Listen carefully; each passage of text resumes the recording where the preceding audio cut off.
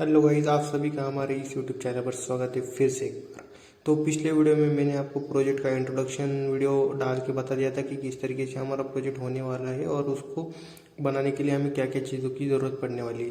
तो इस वीडियो में हम क्या करेंगे, हम एक नया प्रोजेक्ट क्रिएट करेंगे और उस प्रोजेक्ट में हम थोड़ी बहुत कोडिंग यहाँ पर हम स्टार्ट कर देंगे। तो नया प्रोजेक्ट बनाने के लिए आपको एक नेटबीन्स आईडी इंस्टॉल करना होगा। तो उसको किस तरीके से इंस्टॉल किया जाता है उसके बारे में भी मैंने एक वीडियो बना के रख दिया है, तो उसकी भी लिंक मैं इस वीडियो के डिस्क्रिप्शन बॉक्स में दे दूंगा।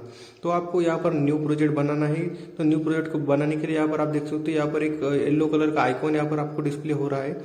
तो इस पर आपको सिंपली क्लिक कर देना है। तो जैसे आप इस आइकॉन पर क्लिक कर दोगे तो इस तरीके का इंटरफेस आपके पास सामने आ जाएगा। उसके बाद यहाँ पर आपको जावा विद एंड को यहाँ पर सेट कर देना है।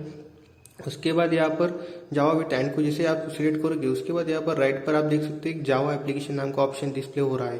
तो उसको यहाँ पर आपको सिलेक्ट कर देना है और सिंपली नेक्स्ट पर क्लिक कर देना है। उसके बाद आपको आपका प्रोजेक्ट का नाम जो है वो यहाँ पर दे देना है।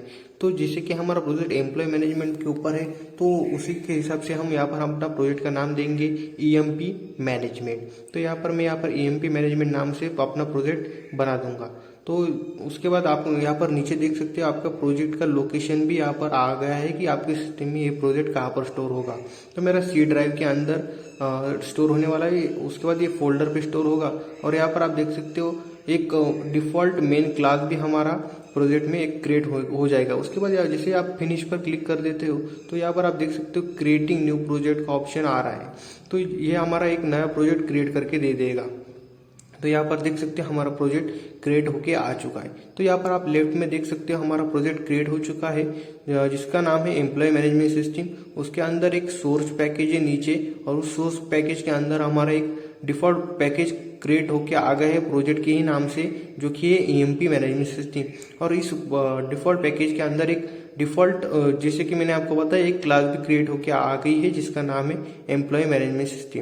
तो एम्प्लॉय मैनेजमेंट सिस्टम नाम का हमारा एक डिफॉल्ट क्लास भी क्रिएट होकर आ गया है। तो यहाँ पर आप जैसे आप नीचे लाइब्रेरीज पर क्लिक करोगे तो जेडीके भी यहाँ पर आपको डिस्प्ले हो गया है कि हमारा जेडीके भी इस प्रोजेक्ट के लिए यहाँ पर ऐड हो चुका है इस प्रोजेक्ट के अंदर। उसके बाद ये एम्प्लॉय मैनेजमेंट सिस्टम हमारा डिफॉल्ट पैकेज, इसमें हम कोडिंग कुछ करेंगे नहीं, लेकिन ये डिफॉल्ट आ गया है तो इसको रख देते और हम यहाँ पर अब नया क्लास बना देते। तो न्यू क्लास बनाने के लिए यहाँ पर आपको सिंपली एम्प्लॉय मैनेजमेंट सिस्टम नाम के प्रोजेक्ट पर क्लिक करके राइट क्लिक कर देना है। सिंपली सिलेक्ट करके राइट क्लिक यहाँ पर आपको पैकेज पर कर देना है। उसके बाद यहाँ पर आपको न्यू का ऑप्शन देगा, डिस्प्ले होगा। उसके बाद न्यू को सिलेक्ट करने के बाद यहाँ पर आपको जावा क्लास को सिलेक्ट कर देना है और आपको अपने क्लास का नाम देना है जिसके अंदर हम अपने फ्रेम की कोडिंग करेंगे।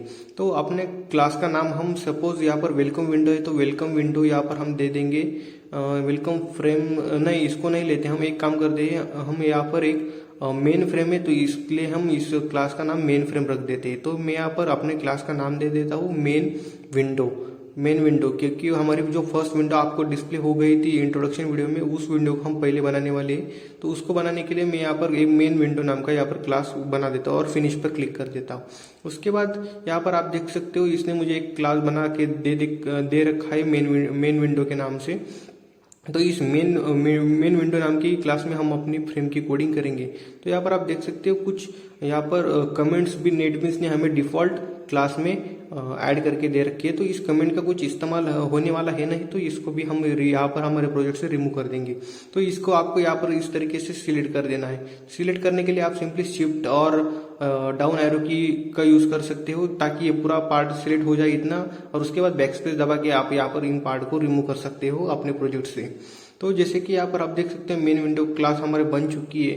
तो जिसे आपको थोड़ी बहुत अभी जावा अगर आपको पता हो तो आपको एक पता होगा कि जावा में एक मेन मेथड होती है। तो हम यहाँ पर एक मेन मेथड बना देते हैं पब्लिक स्टैटिक वॉइड में स्ट्रिंग आर्गुमेंट के हेल्प से। तो मेन मेथड जैसे बनाएंगे तो आपको पता है क्लास ऑब्जेक्ट के बेस पे चलता है, तो हम यहाँ पर एक ऑब्जेक्ट भी बना देंगे मेन विंडो क्लास का मेन विंडो के नाम से और न्यू कीवर्ड, और यहाँ पर मेन विंडो ये कंस्ट्रक्टर है हमारा मेन विंडो पैरेंथेसिस जो आपको डिस्प्ले हो रहा है। तो जैसे मैं यहाँ पर एक कंस्ट्रक्टर यहाँ पर बना देता हूँ तो हमारा कंस्ट्रक्टर कॉल हो जाता है। तो यहाँ पर हमने ऑब्जेक्ट बना दिया, उसके बाद न्यू कीवर्ड से उसके लिए मेमोरी भी एलोकेट कर दी और मेन विंडो कंस्ट्रक्टर जैसे हमने यहाँ पर बनाया तो यहाँ पर कंस्ट्रक्टर कॉल हो जाएगा। तो मैं एक काम करता हूँ, मेन विंडो का नाम का एक कंस्ट्रक्टर भी यहाँ पर बना देता हूँ। तो आप देख सकते हो यहाँ पर मेरा कंस्ट्रक्टर भी रेडी है। अब हम क्या करेंगे, अपनी पूरी कोडिंग इस कंस्ट्रक्टर के अंदर ही बनाएंगे। तो आपने अगर इंट्रोडक्शन वीडियो देखा होगा तो वहाँ पर आपने देखा होगा कि एक फ्रेम वहाँ पर क्रिएट होके आ गई थी, तो उसी फ्रेम को हम यहाँ पर क्रिएट करने वाले हैं। तो अगर आपने इंट्रोडक्शन वीडियो देखी होगी तो वहाँ पर मेन फ्रेम वहाँ पर एक डिस्प्ले हो रही थी। तो मैंने कहा मेन फ्रेम, तो आपको एक फ्रेम बनानी है। तो जावा ने हमें एक जे फ्रेम नाम का एक क्लास दे रखा है। तो उसके लिए हम यहाँ पर जे फ्रेम क्लास को ग्लोबली डिक्लेयर कर देंगे और उसका एक ऑब्जेक्ट भी बना देंगे जे फ्रेम के ही नाम से। तो यहाँ पर हमने एक क्लास जे फ्रेम डिक्लेयर कर दिया क्योंकि हमें एक फ्रेम बनानी है और उसका ऑब्जेक्ट भी यहाँ पर हमने बना दिया। उसके बाद सेमीकोलन दे देता हूँ और अब हम क्या करेंगे, इस जे फ्रेम नाम के ऑब्जेक्ट की हेल्प से उस फ्रेम की साइज भी हम यहाँ पर डिफाइन कर देंगे कि कितनी बड़ी हमें वो फ्रेम चाहिए। तो उस फ्रेम की साइज वगैरह को हमें यहाँ पर बताना होगा। तो यहाँ पर मैं क्या करता हूँ, जे फ्रेम नाम के जो ऑब्जेक्ट बना है उस जे फ्रेम ऑब्जेक्ट में अब सारी चीजें होगी उस पूरे फ्रेम की। तो हम क्या करते हैं, जे फ्रेम या ऑब्जेक्ट का इस्तेमाल करके यहाँ पर डॉट करके हम सेट बॉन्ड्स नाम के फंक्शन का यूज करेंगे जो कि जे फ्रेम के क्लास की ही मेथड है। तो उसमें हम क्या बताएंगे कि हमें कितनी बड़ी फ्रेम चाहिए, तो उसको भी हम एक्स एक्सिस में कितना हमें डिफरेंस रखना है, वाई एक्सिस यानी कि साइड से हमें वो फ्रेम कहाँ पर डिस्प्ले करनी है, वो टॉप से कहाँ करनी है और उस फ्रेम की हाइट एंड विड्थ भी हम यहाँ पर बता देंगे। तो मुझे एक्स एक्सिस में उस फ्रेम को कितना चाहिए वो मैं यहाँ पर पहला आर्ग्यूमेंट के तौर पर दे देता हूँ। तो मुझे 200 पिक्सल के डिस्टेंस पर वो फ्रेम चाहिए एक्स एक्सिस से, और वाई एक्सिस यानी कि ऊपर से मुझे वो 20 और उस फ्रेम की मैं विड्थ रख देता हूँ 1040।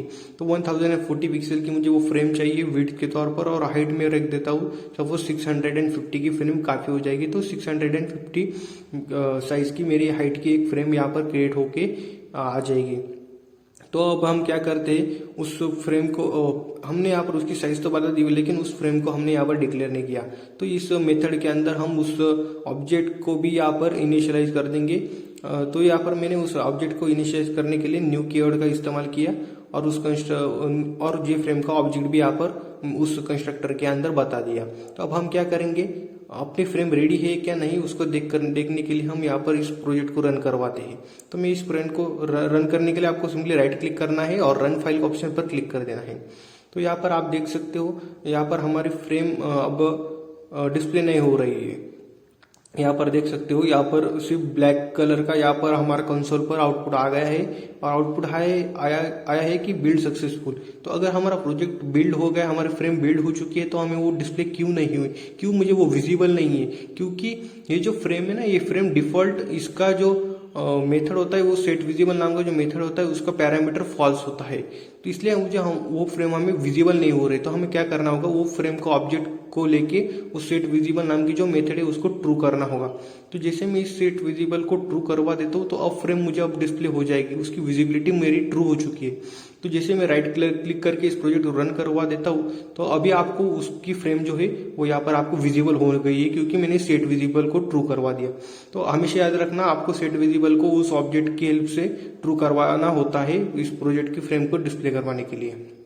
तो इस तरीके से आप इस प्रोजेक्ट को क्रिएट कर सकते हो। और यहाँ पर हमने इस वीडियो में देखा कि किस तरीके से पहली फ्रेम जो है उसको क्रिएट किया जाता है।